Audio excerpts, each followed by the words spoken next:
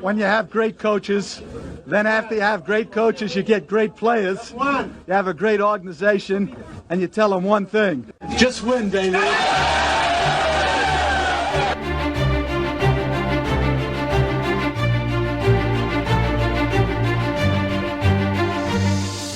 You are listening to Just Pod, Baby, a Las Vegas Raiders podcast brought to you by silverandblacktoday.com. And now your host, Evan Groat. And let's go, Raider Nation. Glad to have you back for another episode of Just Pod Baby, brought to you by Silver and Black Today, Las Vegas' only independent Raiders news source located in the capital of Raider Nation, Las Vegas. I got a smorgasbord of information for you this week. We're going to touch on several different topics, and later in the show, I'll be joined by featured NFL columnist over at Bleacher Report, and he is our senior NFL columnist at Silver and Black Today, Moe Moton. He'll join me, and he'll weigh in on a bunch of different topics, including his latest column that is up on the site now. We begin tonight, though, with some news and notes from the past week. First, the NFL has officially canceled all in-person minicamps. Virtual OTAs will continue until at least June 26th is the word.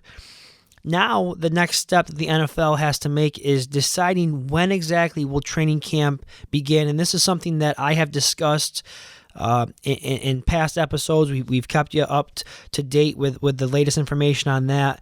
And the belief around the league is that, and I'm reading this from beat writers on Twitter and other NFL insiders like Tom Pelissero and Adam Schefter, guys like that, Ian Rappaport. The feeling is that training camp could begin a week or two earlier than normal to help make up for some of that lost face-to-face time, on-field work time due to COVID.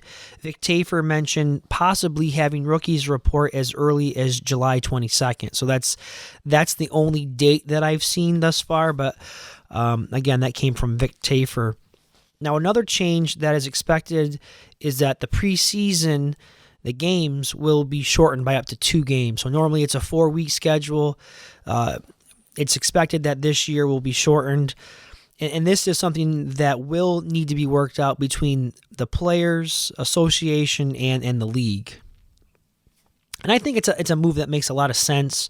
Shortening now listen, we all know the preseason or preseason games are very monotonous. I know it gives a chance for coaches to evaluate guys who are borderline guys making the roster, but there's no secret that players despise the preseason games, and there's already been talks shortening it to 3 games, so I don't think anyone would have a problem shortening it to 2 games.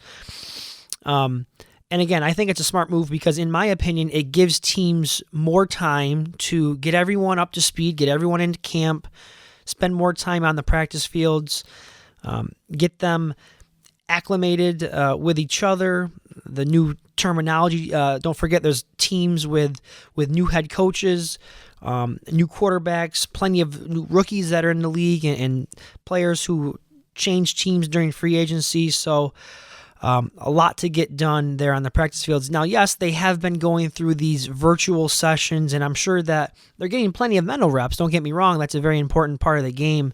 But there's no replacement for actual on-field repetition. Going up against people in practice, even if it's with just a helmet on, those live bullets coming at you, working on the timing between receivers and running backs and tight ends.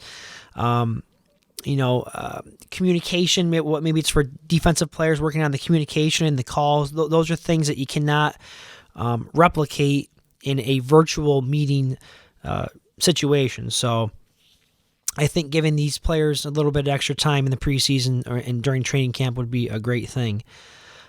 It's really only fair, I believe, to give these players extra time to reacclimate with each other. And one last point that I do want to make is it's important to understand that often teams use the mini camps in the OTA practice sessions to install offense and defense. I've heard coaches talk about that a lot during press conferences during those practice times that they try to install everything during those times, and then when they get to training camp, they hit the ground running.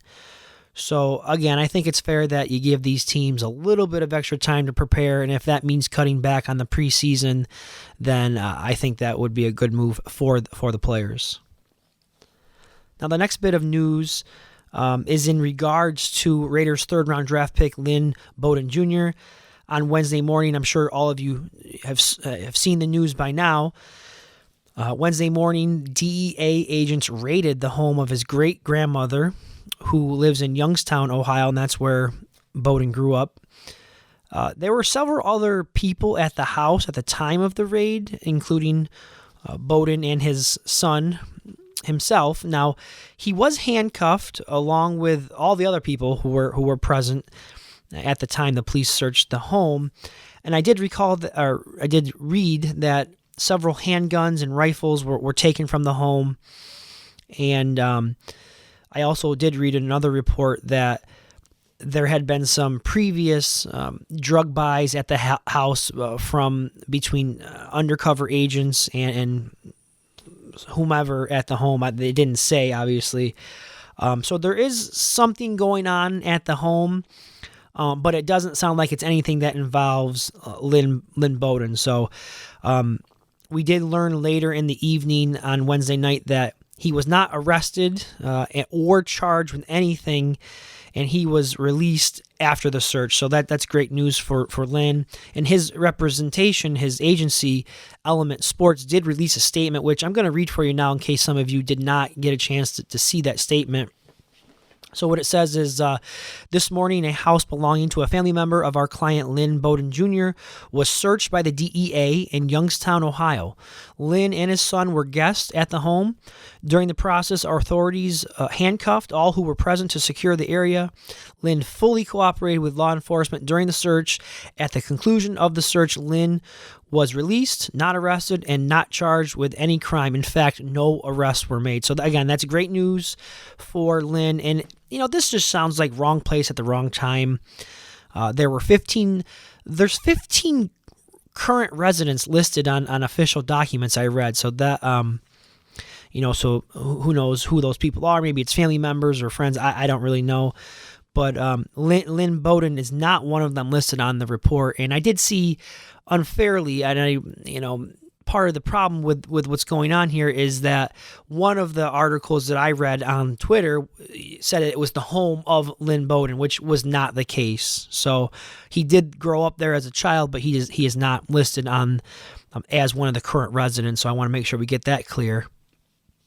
And again, it does appear that he is not involved with anything going on at the house with the sale of drugs. So that's great news. Now, hopefully it's a lesson learned for the young man. And I don't mean that, excuse me, he necessarily has done anything wrong here, but it's just important that you understand that you are now a professional, okay? And you are under a microscope, and you got to make sure that you understand who you're surrounding yourself with. And again, some of these people, maybe they're family members or close friends that he grew up with, but this young man has a lot on the line. He's got a young son that he talks about a lot, and I'm sure that he wants to provide the best life possible for that son. And one of the ways that he can do that is by having a successful career in the NFL and getting paid. I mean, that's just that's fact. He did do an interview back in September 2019 with The Athletic, and he talked about his connection to his hometown of Youngstown and his grandmother's home where he grew up. So there's certainly something that draws him there, and I just hope that he keeps that in mind as he goes forward here. And I think it's a good lesson for all of us to learn, not just athletes, but we all need to make sure that we are aware of all the things that the people we hang out with, the people that we associate with, what they're doing, because guilty by association is a real thing. And so again, I hope it's a lesson learned there. But anyhow, good news for Bowden. I hope he can just get back to focusing on his son and his family, and getting himself ready for the upcoming season. The last bit of news that I have for you before we take a break and get to my interview with Mo is the Raiders' unofficial practices that they've been having at a local Las Vegas park. Now, I just talked about not having mini camps and OTAs officially, while Derek Carr and the boys are doing their best to work around those limitations that the league has put on them due to COVID. And I'm sure that you've seen the videos on Twitter. They're circulating quite a bit. There's a really good number of guys out there working in Vegas, getting some work in. And our guy, Scott Gilbranson, he lives right nearby the park, he says, and he's actually watched a couple of these workouts, and he says there's a very good amount of guys there. And, it's just great to see that the guys are out there building chemistry, getting some of that stuff done that they can't do virtually. Obviously, you can't build chemistry like that. So it's good that they're getting that part of the work in. And obviously, there's no coaches. These are player-led workouts, but it does show me a couple things. It shows me that this team has good leadership in place. And I think that Derek Carr deserves a lot of the credit. And I'm not sure who organized these things, but if I would bet a lot of money that he's a major catalyst behind these workouts. You saw videos of him weeks ago out there with a couple of times we saw videos, just 3 or 4 guys, him and Zay Jones. I know.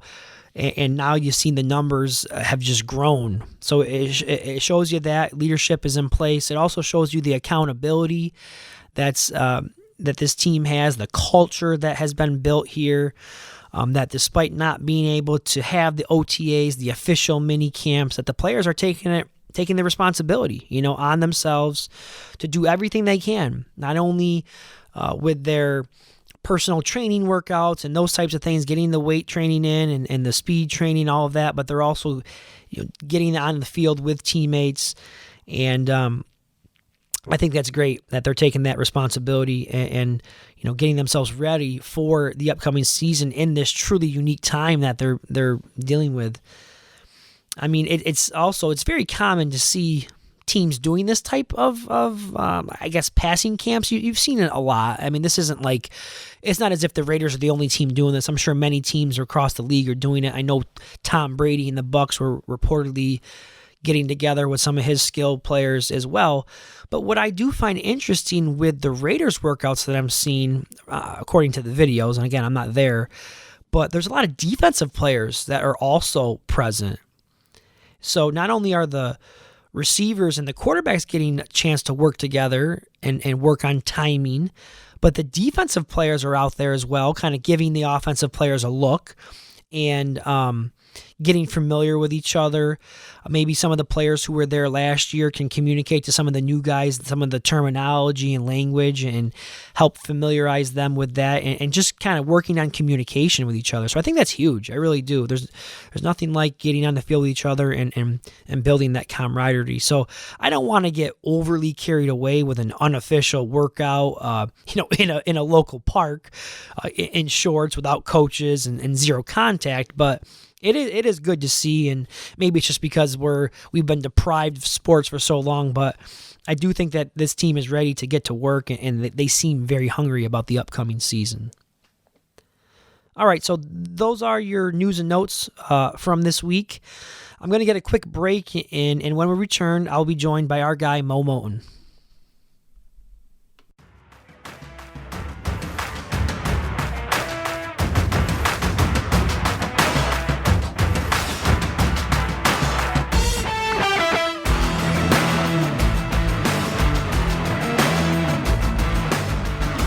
We now bring in good friend of the show. He is an NFL featured columnist at Bleacher Report, and he is our senior columnist at Silver and Black Today, and that is none other than Mr. Moe Moton. Mo, how are you doing, my friend?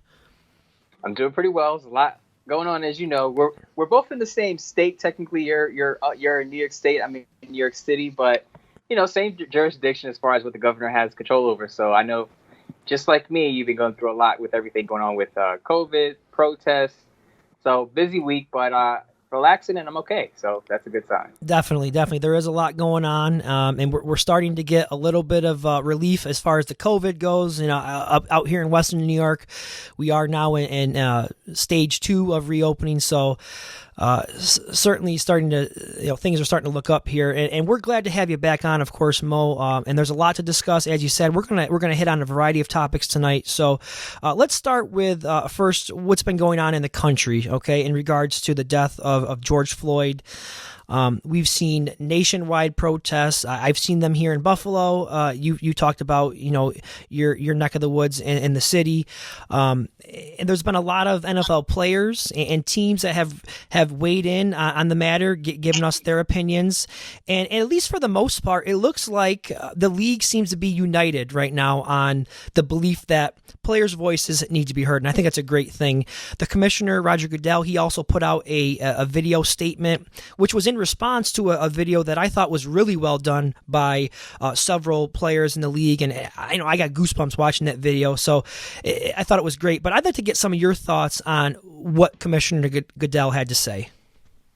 Yeah, I believe what he had to say was absolutely the right thing. I mean, no one would disagree with that. Who is, unless you're a stone cold racist, who is for, systemic racism and police brutality? So I think with what he said is what a lot of people are saying. A lot of organizations, a lot of sports teams, owners, GMs, coaches have come out and said, we condemn racism, and I believe that's the easy part. So while I'm glad Goodell came out with a video statement, this is only, I would say, the first half step, not even the first step, because again, this is the easy part, to put out a statement or to put out a video saying we condemn this. The other part is, what work are they going to do afterward? And I know he talked about he's going to work with players in the league about going forward and doing things that can help the community. And I'm looking forward to seeing what that is, because the action is more important than words. Of course, words are the first step. You want to hear that, and I think that gives people comfort.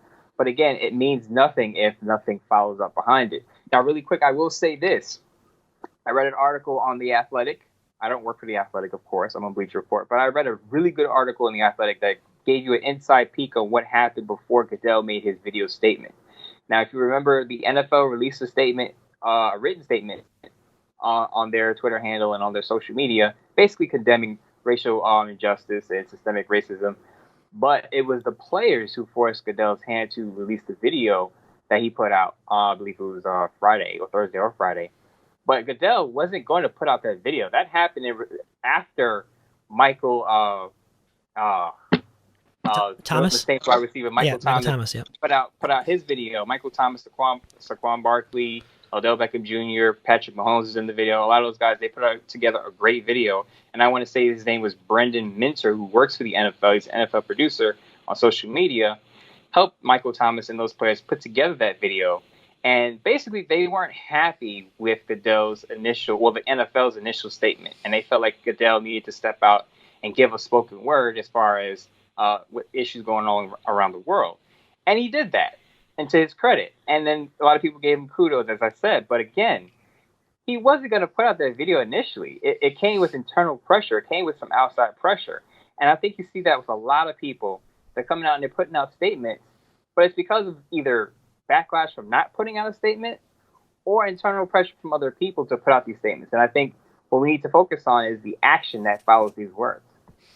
Yeah, I think you hit it on the head there, and you touched on a lot of good points. I know with the Raiders specifically, when you talk about Mark Davis, he was criticized for his stance not being strong enough. I mean, he came out and made a statement, but even though he made a statement, he did get some criticism for not doing it maybe soon enough or not taking a strong enough stance. So I do think sometimes there is a lot of pressure. As you said, he was getting pressured from players to make that statement. But I do think overall the good thing here, the positive thing that we saw here was Goodell admitted that there was a mistake, that maybe in 2016 when all the Kaepernick stuff was going on, that he admitted that there was a mistake. And hopefully, as you said, there's more action behind those words, because we all know actions are going to speak a lot louder than words. So I do think it's a step in the right direction. Now, our next topic here, Just a week after hearing that first-round draft pick, Henry Ruggs had injured himself while helping a friend move, today we got some more troubling news about the third-round draft pick, Lynn Bowden. Now, his grandmother's house was raided by U.S. Marshals and DEA agents. Bowden was at the house at the time. As we know, he was detained. We saw pictures. He was placed in handcuffs. As far as I know, he was not arrested, but this is still not the type of news that you want to hear about, one of your young players who you have so much high expectations for. They did seize, I read an article, they did seize a large amount of handguns and loaded assault rifles from the property. Now, according to what I read, the police had done a number of undercover drug buys, or I guess stings, whatever you want to call it, on the home. Now, whether or not Bowden was involved with that is unknown at this time. And obviously there's much to be uncovered here, and we're not going to pass any kind of judgment until we get all the information. But what do you think this means, for the immediate future of Lynn Bowden Jr.? Right now, I don't think it means anything. Again, just to make it clear, he wasn't arrested, was not charged with anything, and apparently that's not his official residence. He had been living with his mom in Kentucky, I believe. So he had just been there, and this could just be, wrong place, wrong time as far as him being there and the search going on. So I don't want to I want to be clear and not pin anything on him as if he's done anything wrong, because nothing has come out to suggest that. And I think before I go into this, I want to just make this clear that sometimes we on Twitter, on social media period, we kind of take news and we run with it and we make the worst of what it could be, and we gloss over the facts of what happened. And I think that this goes back to my original point of, we got to be careful about how we talk about things in the media. And sometimes we send out the wrong message with some people. Because I woke up this morning and I'm seeing, Lynn Bowden's going to be in trouble, and he's guns in the house and raid and stuff like that. And it turns out that, and I believe his mom came on Twitter, Melissa Phillips, and she said, well, my son is not in trouble. Grandmother's never been in trouble. Please be careful what you say about my son online. And I agree with her with that. And again, the Raiders have yet to make a statement. They're going to wait till the facts come out, of course, so they're not going to jump to any conclusions on anything. But things of this nature, you have to wait until the facts come out before you rush to judgment on anything.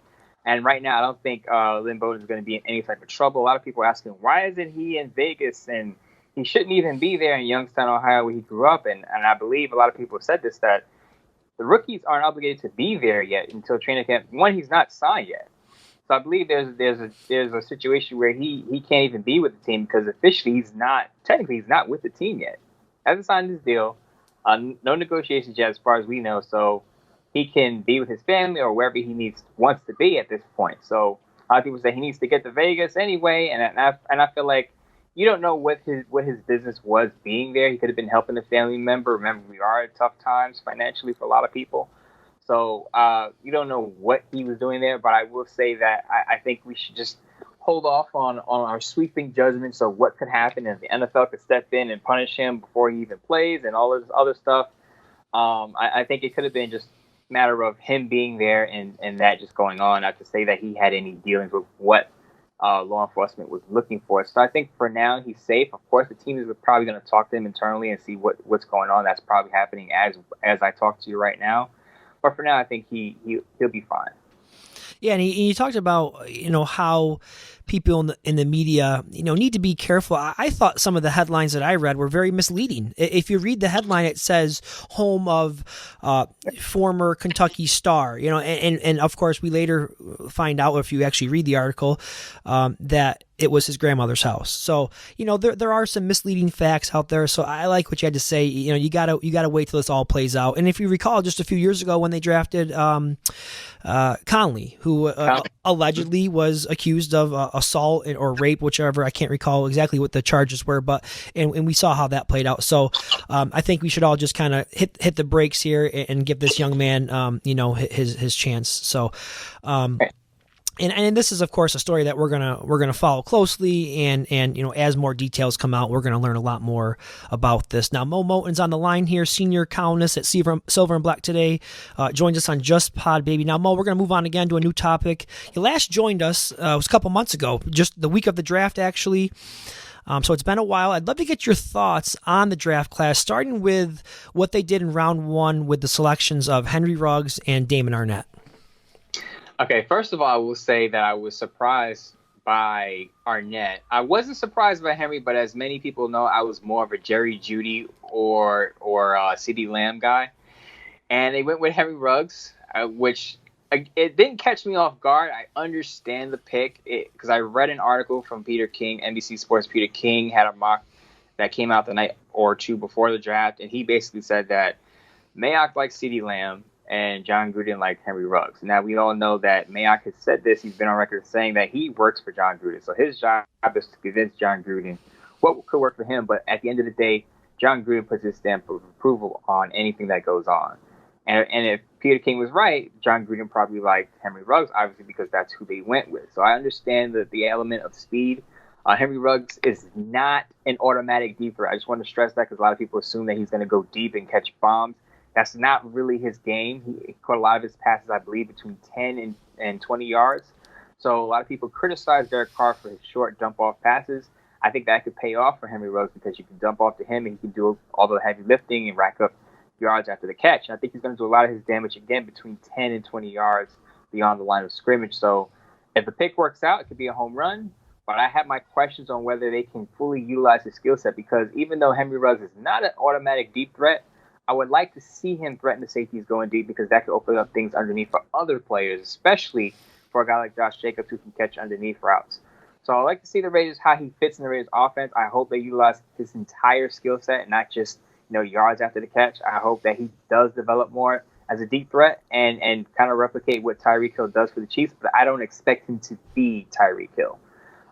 As far as Arnett, a lot of people were caught off guard because a lot of people did. I didn't read one mock draft that had Arnett in the first round. So a lot of people were thinking it was a reach. Oh, the Raiders reached for this. How could you go with Arnett at this point? You should have went with Christian Fulton, who I believe we both liked on the podcast. That's true.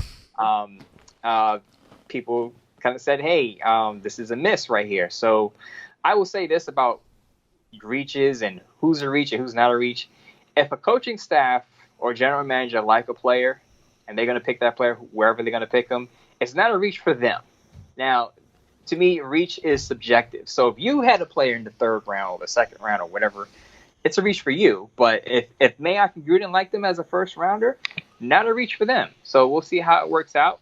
Arnett is a physical player, and I think they wanted that physical presence on one side of the field just to kind of take on bigger, more physical receivers.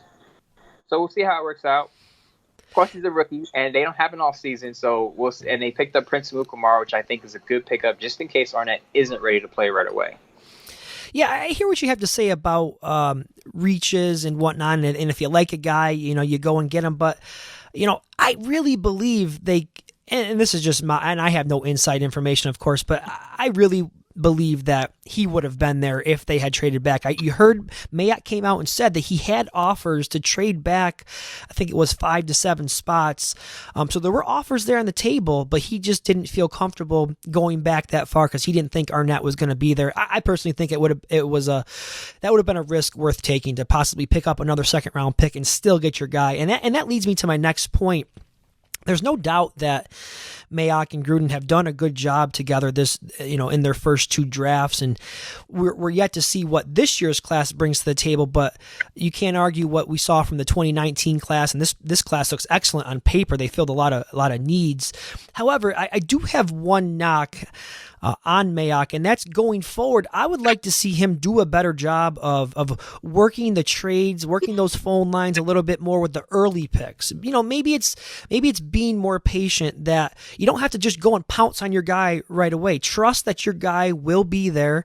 And I think when you look at what they did with Cleveland Farrell, the 4th overall pick in 2019, and again with Arnett this year, you could make an argument that they did reach, and they didn't get great value with those 2 picks. What's your take on that? As far as Cleveland Farrell, I will say that I don't know if they could have traded back. He didn't comment on whether they could have traded back last year or not and still picked up Cleveland Farrell. And I know that was a big need for them. So I believe that they drafted for need there, which you can argue Cleveland Farrell wasn't a top 5 pick. You know, he was talked about as a high prospect coming after the college football championship game, after Clemson won that.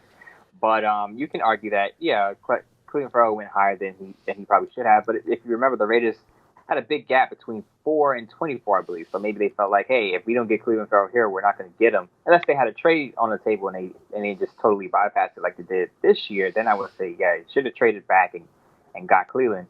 As far as this year is concerned, again, with Arnett, I personally, of course, again, would have went with Christian Fulton. Now, they went with Arnett, and they stayed put at 19. As you said, he had a deal. They could have traded back a few spots, and I agree with you. I think Arnett would have been available. But I think it's the pressure of, if we don't get this guy and we don't really like any other player on the board that may be available, then we have to take this guy right now. Now, time will tell if that's going to pay, if that way of thinking pays off. But I think with Mayock, what also matters is the fact that he weighs in character. And I think when you look at it and they want a first-round pick, they want a guy who's going to be there for 5 years and beyond, a guy who's going to be a leader in the locker room, a guy who's going to teach guys certain things about the game. Because Damon Arnett is an older rookie. I believe he's going to be 24 when the season starts.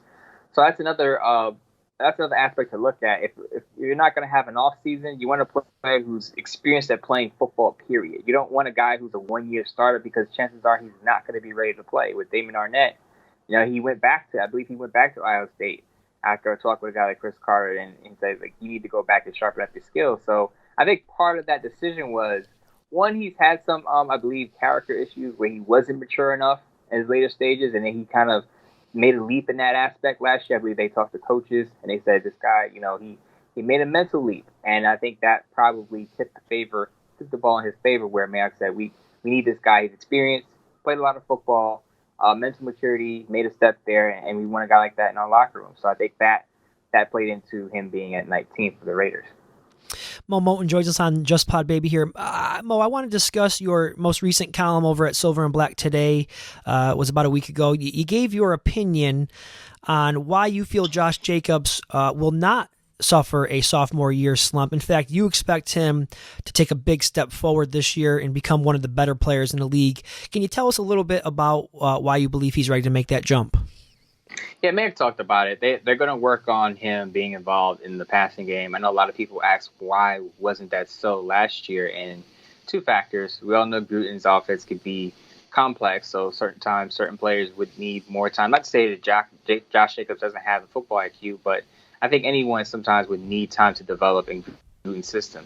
The second thing is, you got to remember, he had a shoulder injury that he initially suffered in Week 7 against the Green Bay Packers, a separate shoulder. So I believe Mayock mentioned that too, that with an injury like that, you kind of have to be careful with a player's workload, in addition to him being a rookie and not putting too much on his plate. Now, again, after the draft, Mayock said that he's going to be involved in the passing game in year 2. That's in stage 2. That's going to be something that they are going to focus on. But he's got to be able to pick up blitzes. He's got to be able to pick up linebackers and defensive ends and people coming at Derek Carr. So he has to sharpen up his pass protection. And if he does that, I think he'll be involved in the passing game, which I think he will, because he has the size and he has the football IQ to do so.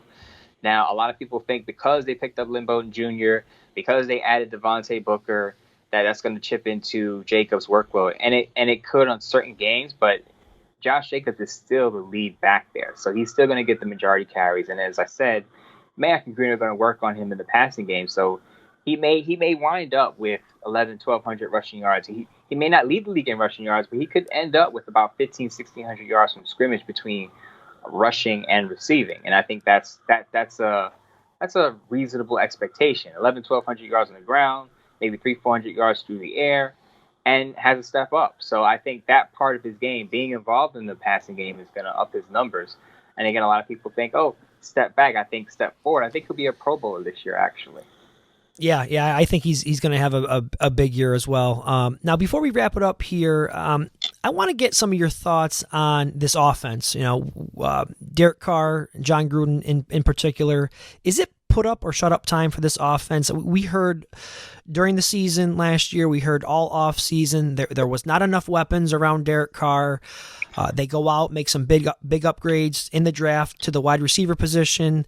They bring in an offensive weapon like Lynn Bowden, who can be used in a variety of ways. They've already got that top 5 offensive line, who I think is going to push to be one of the best this year. Trent Brown says they are the best, and they've got the running back and Josh Jacobs, who we touched on, and of course, don't forget the stud tight end and Darren Waller.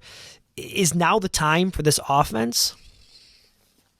I think now is the time for this offense. I think there are 2 people under pressure, and I've been saying this for the longest. A lot of people are focusing on Derek Carr, and rightfully so.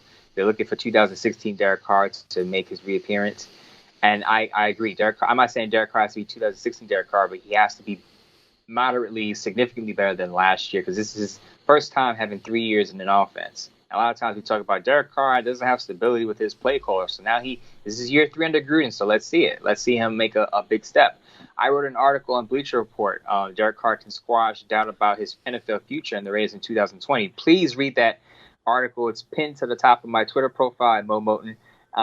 So just please look at that article. It just talks about the positives and negatives of Derek Carr's game. But along with him, John Gruden is also under pressure, because all this time when Gruden came back, we've been talking about, a lot of people say, well, Gruden's the offensive guru, and he's got a great offensive mind, and he's kind of been the inspiration for a lot of these young minds in the NFL, like Sean McVay. And he's supposed to be this guy that can put together an offense that can tear apart defenses, and we just have not seen that yet. In fact, we've seen Raiders' offense kind of sputter in the second half. I haven't checked out the stat, but someone tweeted recently that the Raiders scored, I believe, less than 60 points in the third quarter all season. So, again, we saw if you watched the games last year, we saw the Raiders come out flat after halftime a lot of times. And that, to me, that goes on the head coach. Of course, the players have to execute, but John Gruden has to be able to adjust to other teams adjusting to his offense. And I believe that he struggled doing that over the last 2 years. So I believe John Gruden is under a lot of pressure, just like Derek Carr. Those two have to come together, and they have to lead that offense this year in 2020, because, as you said, they now have the weapons. They have Henry Ruggs. Brian Edwards may chip in. Hunter Renfrow in his second year. Terrell Williams is going to be healthy. Darren Waller had a breakout year last year. He needs to take a step forward. He should take a step forward. I think he will. Jason Wynn, who could be a red zone threat. So they have the weapons. Now you have to put it together and have a pretty. I think they should have a top 10, top 12 offense. I'm saying last year they were 11th in yards. They sputtered in the red zone. So now it's about finishing drives. And I think if they do that, they'll be fine. They'll be able to compete with teams. I'm not saying they'll be the Chiefs, but again, they should have a top 10, top 12 scoring offense this year with all the weapons around them, with Derek Carr's experience in John Gruden's system, with Gruden being a so-called offensive guru. The Raiders should be pretty good on that side of the ball this year. We'll see about the defense, how that goes. But again, Derek Carr needs to take a step up. Gruden needs to prove his tag as an offensive guru.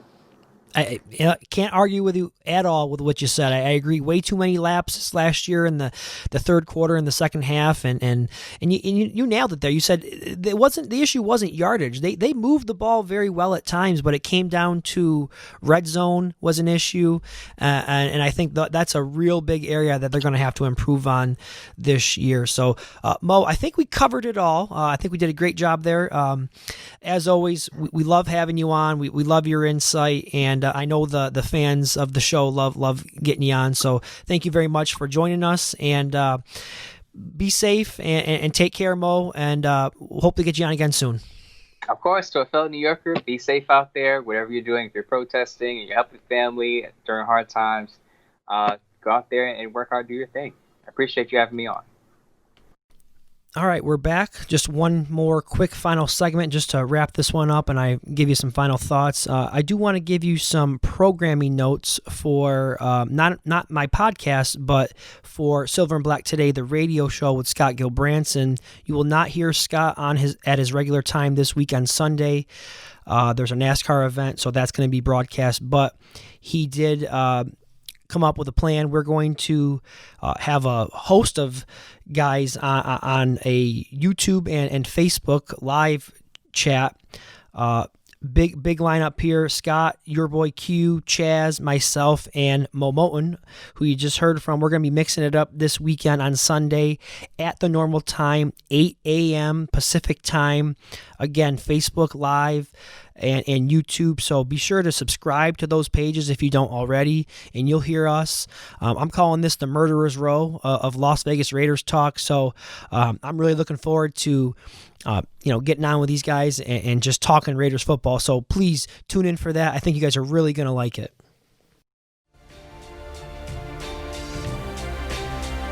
All right, guys, you know what that means. Time to wrap this one up. Hope everyone enjoyed the episode. That is going to do it for this week's edition of Just Pod Baby with your host, Evan Groat. Keep leaving me the feedback with ratings and reviews. I appreciate it. We'll catch you guys next week. And as always, just win, baby.